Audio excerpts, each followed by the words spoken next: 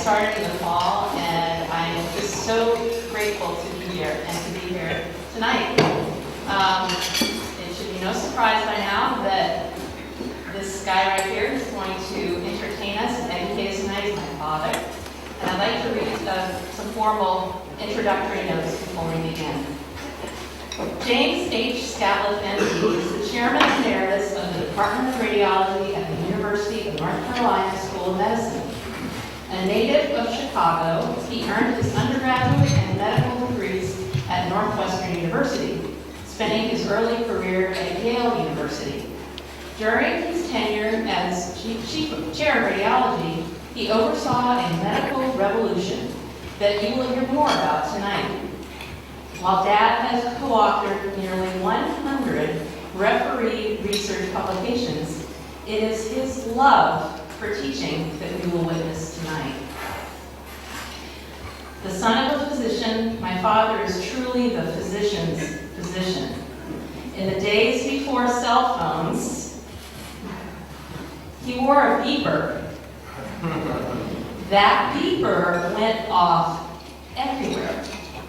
In the quiet parts of a symphony concert, in church, at my birthday parties, even on Christmas morning. We always have known that if someone needed medical attention on a plane or in a grocery line, a friend of a friend of a friend, his grandchildren's school bus driver, Dad has always helped. Right, Dad? So if anyone has a problem tonight that they'd like to discuss. I don't have my beeper. In the name of science, however, he'll tell you a lot of really amazing things that have happened on his watch and that he's learned and been a part of. He's had a few over-the-top ideas that he probably won't tell you about. He flew once with human brains as carry-on luggage before TSA regulations.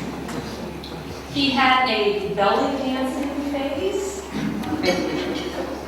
If you Google James Scatliff, you will find lectures from the 1980s and 1990s where he impersonated Kermit the Frog and dressed up as the anatomy lessons you will hear tonight are hardly remote. In January 2015, Dad contracted an infection in his spine that left him bedridden. A year ago, he began a regimen that required intravenous antibiotics every 3 hours, 24 hours a day for 6 months. Miraculously, the physician healed himself, as we know. I'm so happy to have my family here. I'm so happy to see you, and I hope you will join me in welcoming my father and all of our friends, Dr. Scatliff.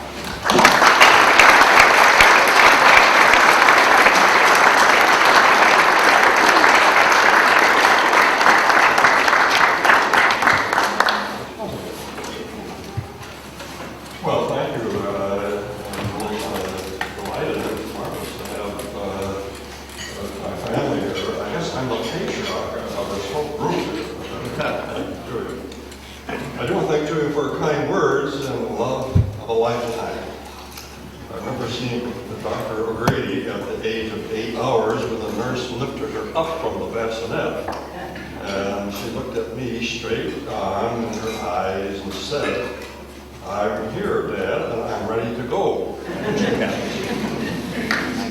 I'd like to thank the Science and Religion Committee of St. Andrews and the McNair family for the invitation to be here. I've enjoyed meeting with faculty and students today and visiting the campus. But I am a little anxious about my talk tonight. I've not thought much about, in the many years I have been a radiologist, about specific ties with religion. I know Dr. Dotson here has done that very well with the physics and the teachings of Jesus. I'm afraid, however, I have not seen God in an X-ray image or an MRI. I do think, though, that basic natural properties of the world have been put in place by an all-powerful being. Science, beginning with ancient Greece, amplified in the Renaissance, intellect and imagination of modern man. X-ray, including computerized tomography, or in short CT, and MRI has helped me bring those properties forward. As you may know, Dr. O'Grady is teaching communication and rhetoric, so I'm sure that you just heard in my longest sentence something that my rhetoric is too convoluted, and I won't use a long sentence like that again. She wanted me to remind the audience that I do go to church.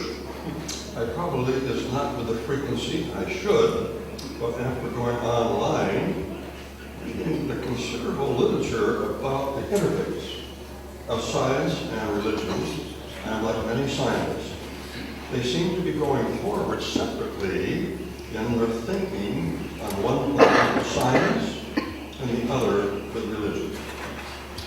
I cannot deny my thinking comes down pretty hard on the side of science. There has been a revolution, as I already said, in radiology over time, and it's been done, especially with the ones and ohs of computerization. That's especially true in diagnostic radiology, and I would like to show you some of that tonight. I have lived in the shadow world of X-ray, MRI, ultrasound, and nuclear medicine images.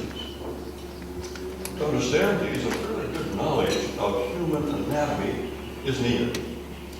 The 16th century anatomist Andreas Vesalius, with his illustrator, Calcar, helped a lot to get an understanding of human anatomy going well.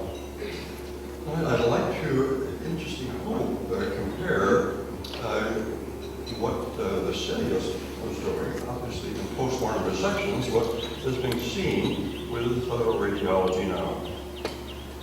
It's amazing, that these dissections have done what they have, and to do that, and especially in radiology, I'd like to start with a little history of diagnostic radiology. And on your screen is a man who got started at all. And actually, at the time, the latter part of the 19th century, the physicists were interested in looking at vacuum tube. Basically, he's holding that in his hand. It's called, obviously, the Crookes tube. And actually, electric current would send electrons in the cathode ray through it. And the tube, most of the time, is evacuated. Sometimes we'll get pressure of gas in it, and one can see a stream of electrons going through the tube. If you look, it's so hard to see, but actually his mustache is longer than his tube. You see that? And so,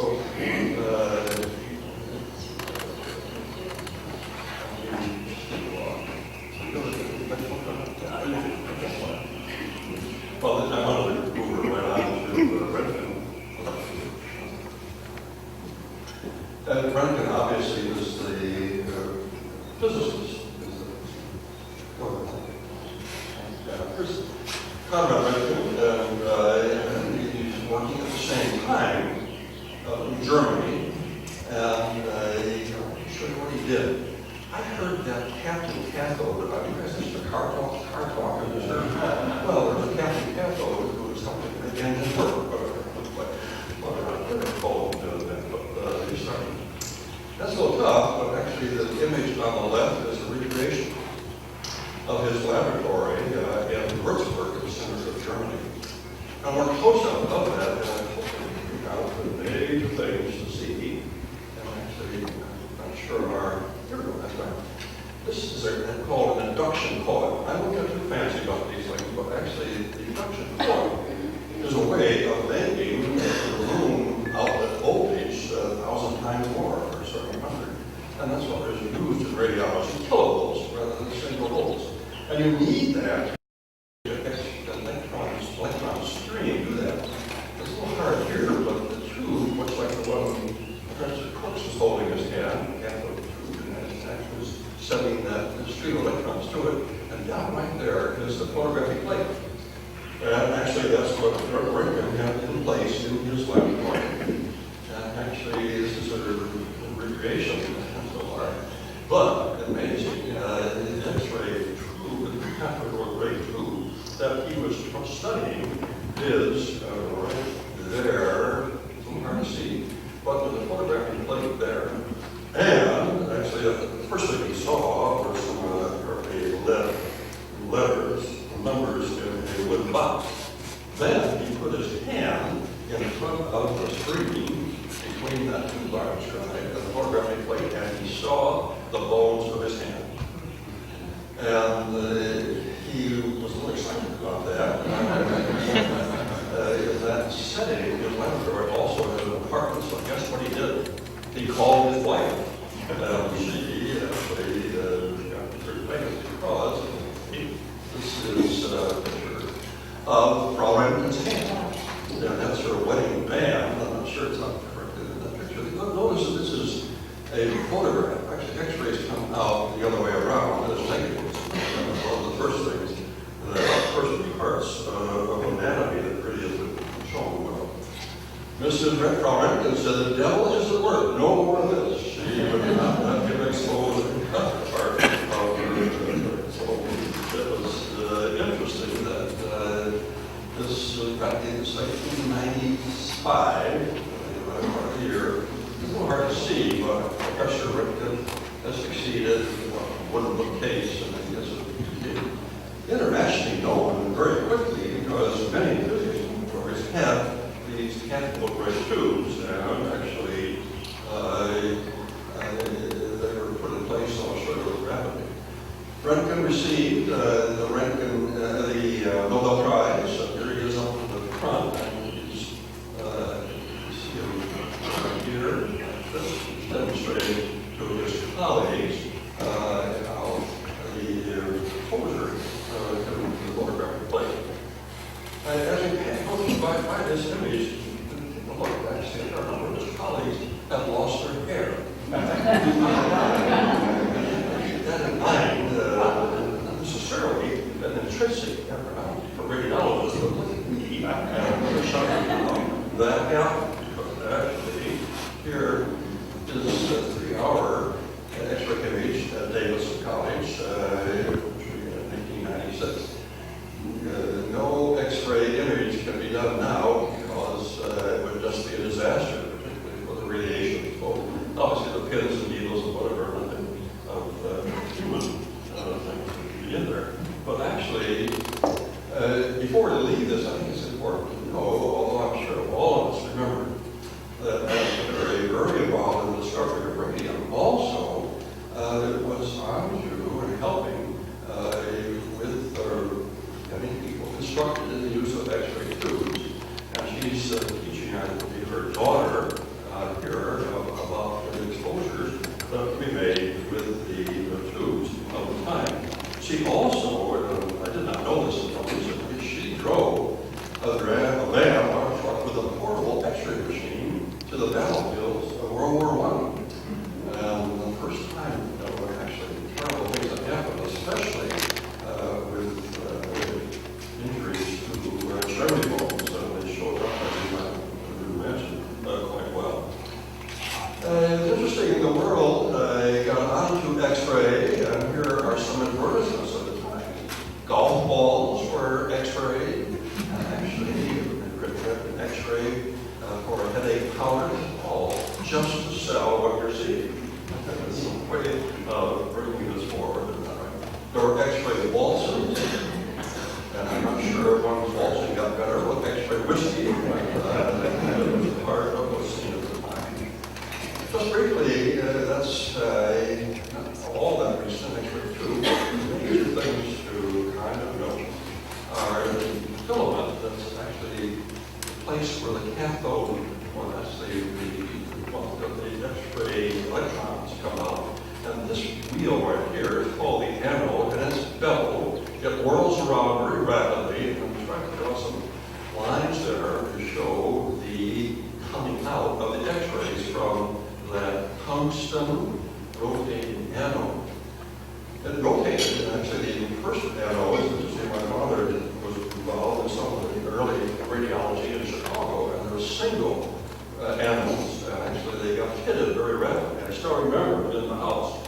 outhouse, and then you couldn't do it. That development was tremendously important because it whirled around and the entire area could be exposed.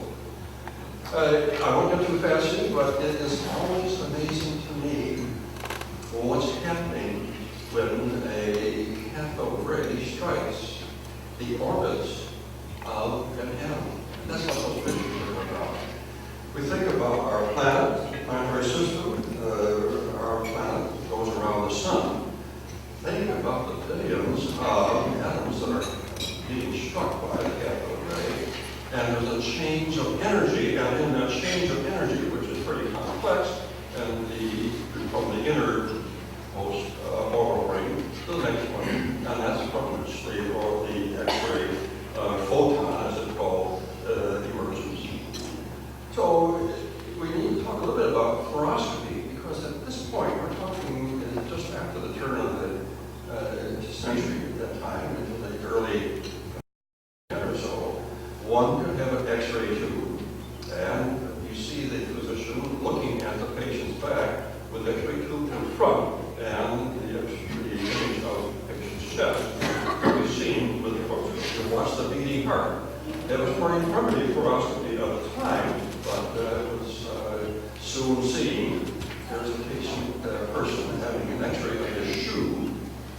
And I show that because I suspect some of us here remember that in shoe stores of the 1930s, 1940s, there were verticals. You put your shoe on and turn the machine on and you could see if the shoe fit. It's so evident, though, that this is terribly dangerous because it's not carefully monitored. And so, unfortunately, that approach was abandoned. Well, here's a picture of the one I want to show you because, especially, my father, with the mask there, is looking, he's simulating what he's doing with a handheld fluoroscope. He's looking for a bullet in a Chicago policeman. And there's my mother next to him. And actually, notice I'm sure you've seen pictures of radiologists wearing lead aprons. They're not wearing lead aprons or thyroid shield. The X-ray tube below the table right here is not shielded. I'm going to go the wrong way. Go back. In any case, I think I'm not going forward. I'll just say that my mother actually, and a year later, I was born, but that's why I lost my hair. That's what I wanted to say.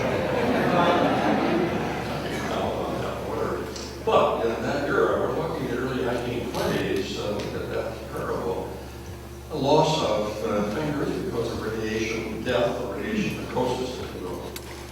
Actually, that's kind of a suit of lead armor that was developed not quite as common as that now. So actually, there we go. I just briefly want to show what's happened to fluoroscopy in time. Actually, it's kind of a giant cathode ray tube. It's actually evacuated, and actually the patient was standing right here, X-ray coming through the patient. That image is produced on the radiation-sensitive cathode, and it's spinning up electrically through this tube, and actually the various steps that it goes through. But it has been tremendously helpful for working in catheterization laboratories, and positioning catheters, or do an X-ray movie. Most patients now who are having coronary arteriography, we don't have films, stationary films anymore, a changer, but an X-ray film roll, as you see up there. Or looking at the image, which is so helpful in a semi-lighted room. Here again, I suspect some of us remember the fluoroscopy rooms before 1960, completely dark. And it was very hard for one adjusted their eyes for the darkness to see where the patient's various swallow might be going. Don't have to do that now. It doesn't have a completely lighted room, but it's been especially helpful working as I have done over time with children. The room is not dark, and the children not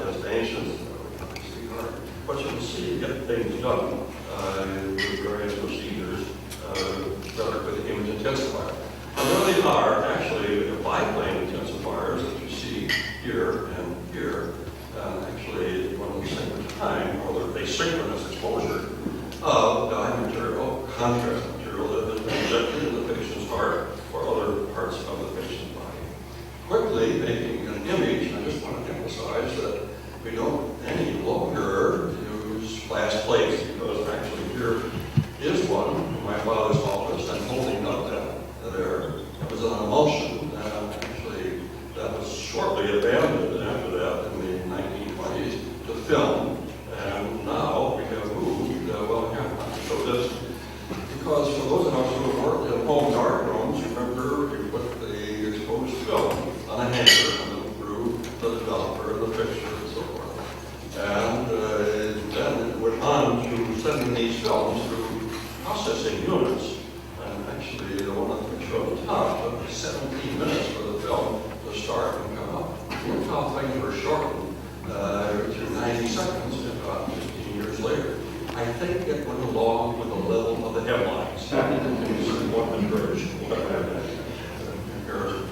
So this is what I was trying to have, because this is the major revolutionary thing in radiology.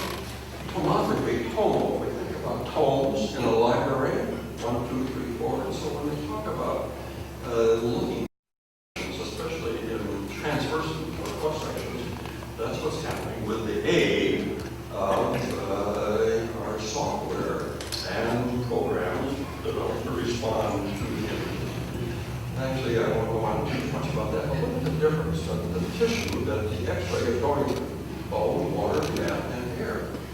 And there are different degrees of passage of that X-ray. Bone stops X-ray, it's absorbed by the X-ray. It's stopped in the quite as much with water, and not as much of that. It just goes right through air. Well, you have a sign, as did Dr. Hounsfield, who was working for the EMI company. EMI, for those of us interested in music, go like the musical industry. And guess who helps support his research? I hope colleagues, junior colleagues, who heard of the Beatles.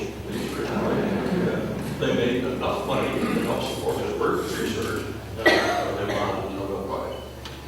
This is a little tough, but actually, I saw images like this first time in the hospital that I've been working in England. And my mentor, who's been helping me with various things before, said, I want to show you something. So he showed me this printout. And actually, you can see that actually there are faintly outlined numbers around, and they're not coming out so well in an old fashion. But those numbers, there's 10, 10, 10, 10. The X-ray were stopped, and the numbers were signed for 10. And actually, a little bit lower here, down in here, I guess you can see. But there is faintly clustering, thick clustering of numbers where the patient has a blood clot. There are ventricles of the brain, which are not showing up very well there, but when my parents said, what do you think about this? I said, Jim, this looks like a whole lot of actually, what I didn't realize is that numbers were being assigned to shades of gray. And that's almost exactly what I showed you. So we are looking at this shadow here. The darker oval shadow is one of the water-containing parts of the brain called ventricle. The area that is in white is a lymphoma or a blood clot. And it's very early CT imaging, but I want to make that comparison to help understand what has changed in a period of almost 50 years now. These dark shadows that you're seeing centrally are called the lateral ventricles. Cerebrospinal fluid is made in them. And this same information, because it's all been digitized, one can dampen down, if you will, the soft tissue information to look at the bony margin of the skull. You see the oval of the skull. A patient that had a skull fracture, one can look at that with the same data set. And it's been tremendously helpful to have the software that will bring that out. We'll come back to the ventricles in just a second. One of the things that happens as part of this revolution is that these images and the cross-sectional images are made as a patient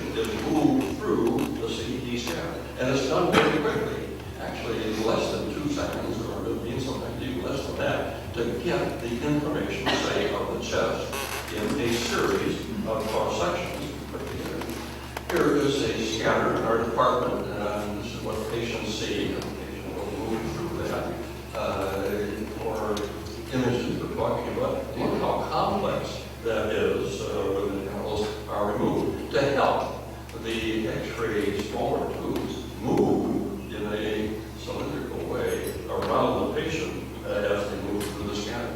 And I put this in just to show what can be done to bring things up. The cross-section is the one on your left, and this patient has a pneumonia, but you can take that information and turn it around so you see it in another plane. We call that on your right a coronal plane to show how extensive that patient's pneumonia is.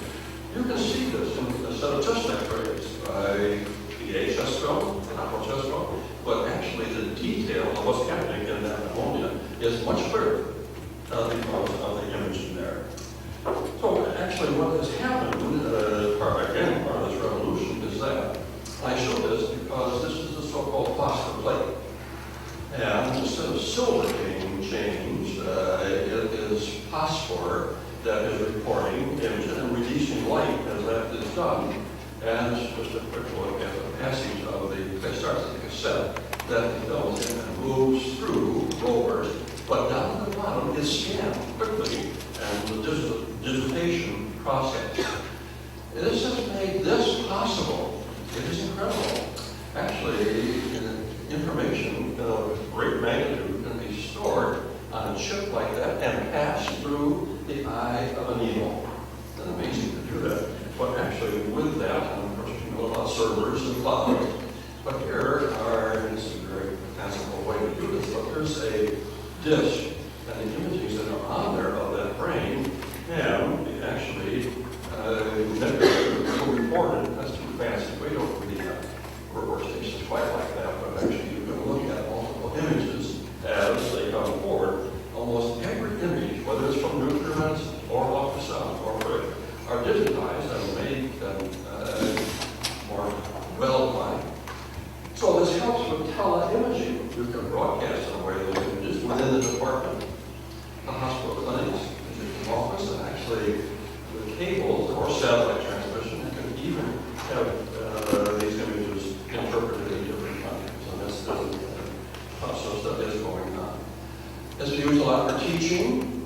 My colleague, he's in the elected department, but Dr. Goodwood is holding a conference. And actually, interesting, I just said that scientists very often have to think in different planes. Dr. Goodwood has a divinity degree from Duke, and he was doing pastoral work out in the mountains on weekends, but interpreting X-ray images during the weekday, and helping with the teaching, which I was an interesting thing, obviously. So briefly, MRI is a tremendous development in our specialty. And actually, the top image, there are the hydrogen atoms.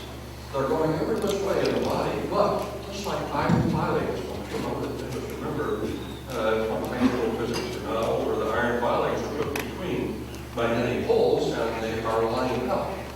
That's not too sure elementary explanation, but that's what happens when one goes in through the MRI scanner. One of the reasons why MRI scanning underwent so rapidly was because of the software that was used to get CT underway. What happens when the radio frequency pulses, that's the image of that just turned off, the hydrogen protons that were tipped from the planes that they were like a top spinning in, released energy from the various tissues that they were from, and are being used to make the images that we see. Now, as a scientist, I have to tell you, during the time that MRI was coming forward, we had to make decisions between buying a Philips scanner in Holland or a Siemens scanner from Germany. I had to go with some friends abroad to see these scanners, but before I left, my wife said that you better talk to Julia about the birds and bees before you go. You were about 10 years old, and I bumbled through that.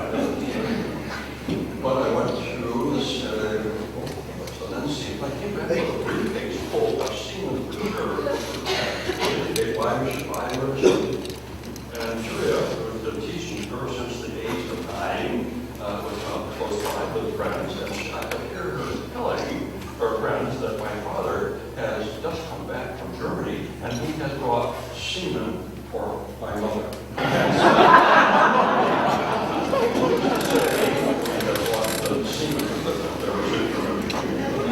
Well, I just show these as an indication. It's easy to see what we see in my brain.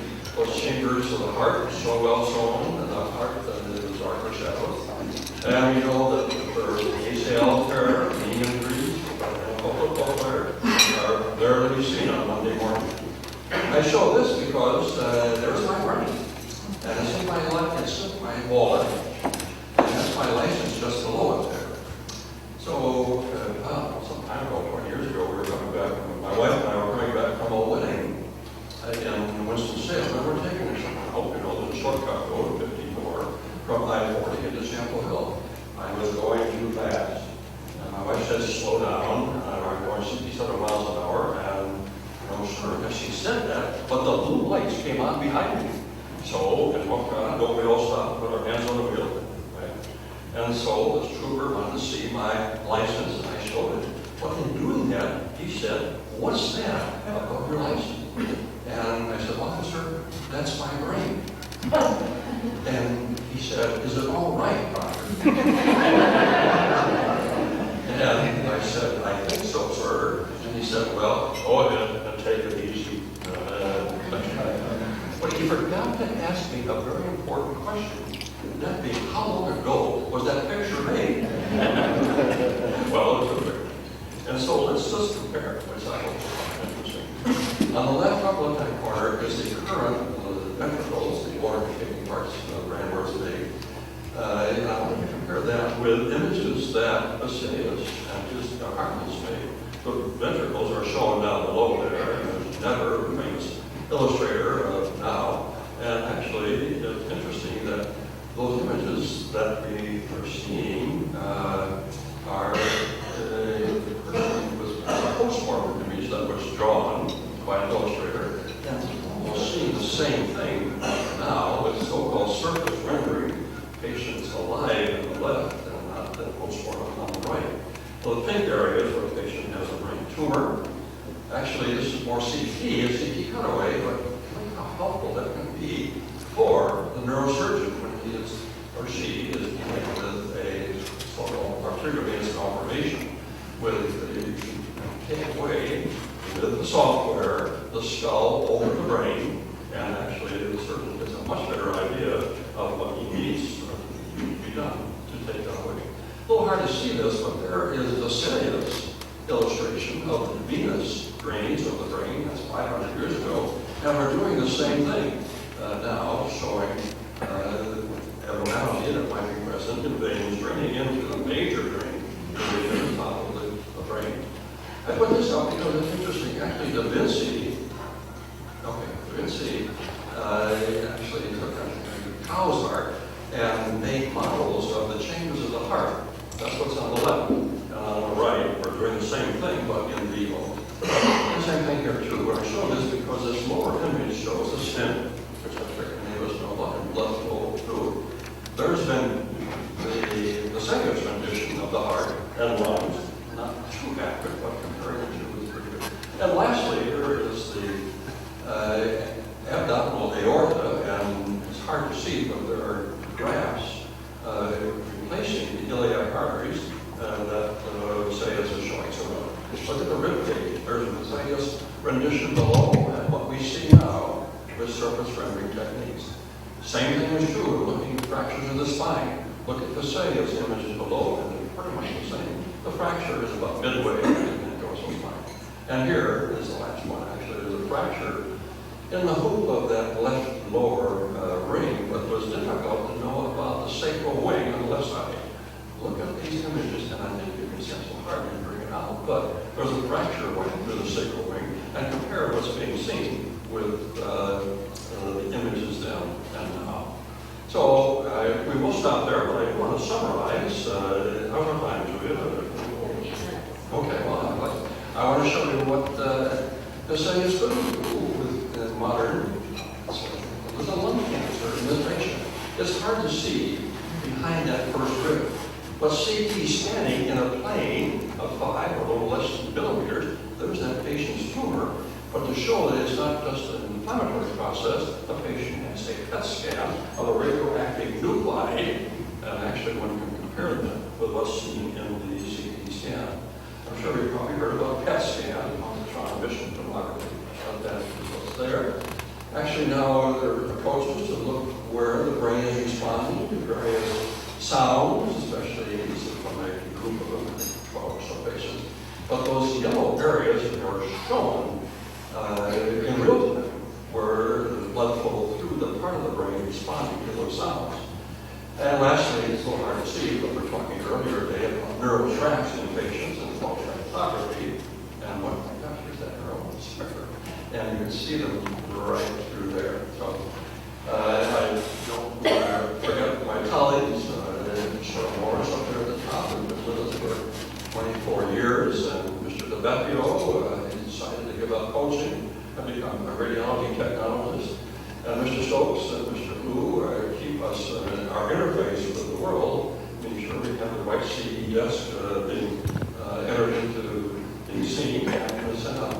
I put this on quickly just to make the point. It's just not all radiology. I'm a little biased, but look what's happened over time since the 60s. The development of anatomy, pathology, epidemiology, certainly that pretty much. I asked earlier today how about amputations being done. Say that the first anesthesia was in the middle of the 19th century with horror, but it obviously markedly effective now. And obviously the diagnostic radiology a little bit. And psychiatry is tremendously important. So if I can have a light here, I will just because let's look at just a picture.